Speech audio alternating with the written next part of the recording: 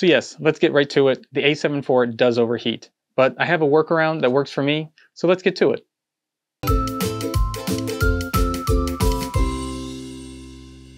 Hi, I'm Derek. Welcome to Hindsight 101, where you're learning about things that will help you in everyday life. Now, to get right to it, the secret is a dummy battery. It's nothing new, it's nothing special, but this helps me to shoot all day. It has a brick and it plugs into the wall, so this is it. So if this helped you, thanks for watching. If you kind of want to know my story and what kind of led me to this, stay tuned. So we have three different cameras you can see. I have the A7 III, the A7S III, the A7 IV, and the A7C. Now, before the A7 IV came out, I was using this combination to shoot yoga and meditation videos.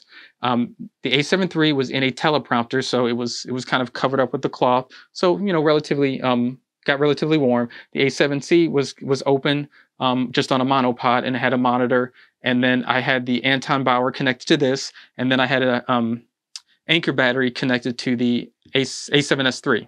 So I would shoot for about 6 hours in a room that was probably around 60 degrees. And the screens were constantly on, the screens were out.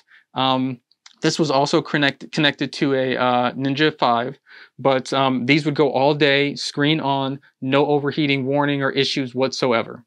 So,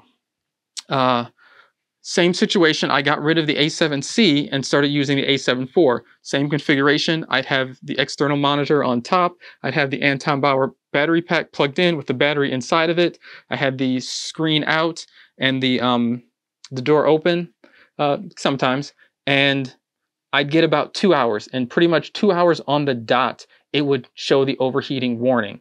I was kind of shocked about this because I had the high temp on. I tried to keep it as cool as possible. It was warm to the touch when it got to around the hour mark, but yeah, around the 2 hour mark, like clockwork, it would start to overheat.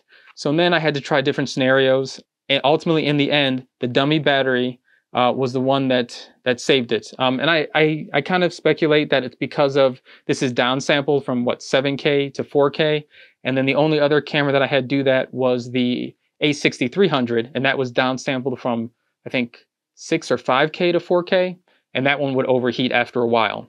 Also, if you wanted to be more mobile, you could use a dummy battery with a D-tap, and then you could put it into the Anton Bauer or whatever other power source you have. So you have options, but the dummy battery works best. But this will probably always be a B cam, and my A7S III will always be an A cam just because of the reliability and never had any issues. And then the A7 III is just kind of a backup. A7C is just kind of a backup, or sometimes a B cam, just depending on what I'm doing. But just kind of wanted to give you that little tip. So get yourself a dummy battery. I'll have it linked below, the one that I use. Oh, one more thing. I also have a video talking about the best mod for your K3M audio attachment, if you're interested in that.